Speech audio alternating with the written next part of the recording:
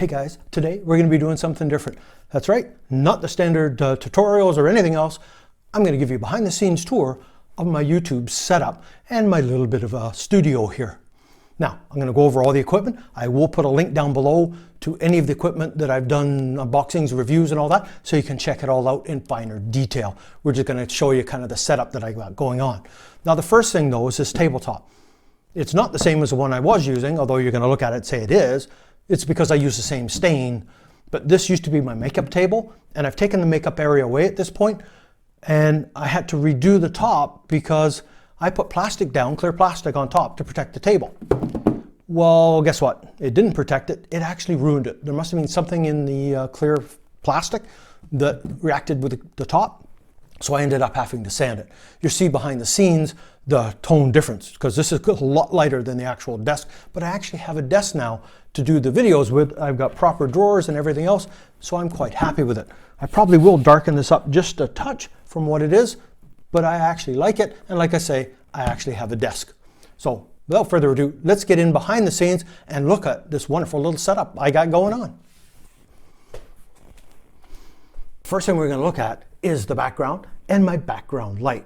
Now, you can't get much high tech than this wonderful piece of tinfoil. And it's simply wrapping around two CFL bulbs that are daylight balanced. And it's on a small little tripod. Now, I basically, for my studio, have recycled photo equipment and other bits and pieces and bits and bobs that I already had to create the YouTube studio setup. I couldn't justify spending $1,500 on a new light and $500 on a background system and adding all this stuff up. So I just got creative with things that I already have. And tinfoil, honestly, is cheap. And I like the tinfoil because it allows me, instead of just having that round glow around me, it kind of sculpts around me, because I can change the shape of the light by the shape of the tinfoil. So I just simply connect it like that, and the distance from the background will change the gradient of the light. And I really like that bit of glowing. It gives me that separation in behind. Now, if you're wondering what this is, this, let me just show you here, is a piece of material. And I thumbtacked it to the wall. Let me get a little further back and you'll see. See, that is just thumbtacked on the wall.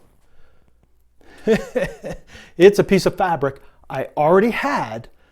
I just recycled. I got a bunch of different fabric, because if you've seen some of the other videos, that's one of my favorite props, especially with dancers and stuff, because you get that cool flowing and everything else going on with it. But yeah, piece of fabric attached to the wall with thumbtacks. Can't get cheaper than that. Now, I will show you here, I've got this black material, which is for sound deadening, and I had a piece of this egg crate foam mattress that I was using for craft projects. I had it left, so I basically just stuck it on the wall. Now, excuse my spinning here, but I'm going to show you the other wall. And let me pull back this way. You can see this is basically just black fabric that's attached to the wall like a curtain. So it's creating kind of a wrinkled curtain effect, because it's there for dampening the sound, to cut the echo. Because this room is drywalled and hardwood floored, so it is echoey. So I put all this up and it kills out the echo from the room. All right, let's have a little closer look at my microphone setup now that I've got going on here. Let me just set my little friend down here, and I can show you the microphone setup so you can see how I do that part of it. All right. This is a Takstar microphone attached onto a boom arm on a C-stand. Now, this part here is kind of like a universal arm with a super clamp on the end. So this little extension arm, I can adjust and change. I can bring it out over the table more, so I can do the top-down views when I do unboxings. So when you guys see those unboxings, this is kind of how I'm doing it.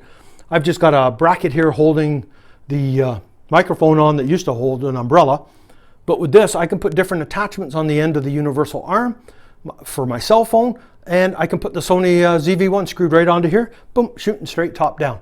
So that's my little microphone setup there. It works wonderful, and I'm quite happy for a $35 mic. The audio sounds pretty good. So, okay, let's have a look now more at the lighting setup and everything else. And you can see kind of how I'm doing this. So I'm a little in the dark right now because this is counteracting. I have two lights. They're both newer lights. They are LED lights. The one over here is a rollable light. The one over here is a fixed hard light, but it's a bicolor. This one here, I cannot adjust the color. This one I can go into a warmer tone, and I do set it a touch warmer. But my lighting is set fairly forward to me. And yes, when you put lighting frontal, it flattens the image. Well, I kind of wanted that because it helps take care of some of the wrinkles on this old man's face and makes me look that hot guy that I am in my videos. So that's why my lighting is a bit more forward. Now, they're not set at the same power. This light is stronger than this light. This is my fill light, that is my main light. So I do get a bit of shadowing to create a bit of contrast, but I have that lighting a little more central to help flatten it out and make it look a little more appealing for myself. All right, let's get in, have a look at the camera setup and everything else. And you'll see from behind, literally behind the scenes of my setup here. So I just did a little bit of a spin and I've got to set this bad boy down. You can see there is the setup of the studio with me back here. So I have my camera back here with the stands and the lights. Now you're wondering why my camera is back so far from that setup? Because I'm using a 50mm lens. I can't justify going out and buying a wide-angled lens at $1,500. Seems like everything in photography is $1,500, but I can't justify it when this works fine. Why don't I use the Sony ZV-1? It's got a wider angle lens. Because honestly, I'm not a big fan of Sony's color palette that comes out of camera. I love Nikon colors. That's why, and this is a lot higher end camera than the Sony ZV-1 that I'm filming on now. So that's why I use the Nikon camera. Let's get in and have a closer look at that little setup. As you can see here, there's the camera, there's what the camera sees. That's my little set through the back, microphone jacked in to the side. And as I say, it's the Nikon D800 and I'm using a 50mm 1.8 lens. It's simply on a Manfrotto tripod. I've shown you that tripod in the past. And it's mounted between the two lights. This is my C stand, and if you're wondering about that golf ball on the end, or I should say tennis ball, it's there because on the back of the C stand it has a hook for a counterweight, and that's there for safety reason because you can get that in your eye or poke yourself in the head. So it's there to protect yourself.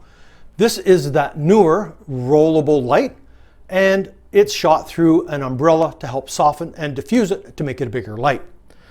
This piece of scrim you see up on the light at the top here, I put daylight balance lights up in the ceiling lights, and that piece of fabric is actually the diffuser panel for that rollable light. Now, this one here is my newer, and it's, as you can see, it's not a foldable one, but it is a bicolor, and you have your adjustments for it, and it works quite well. So I use that one as my fill light. So that's basically, in a nutshell, my little YouTube setup.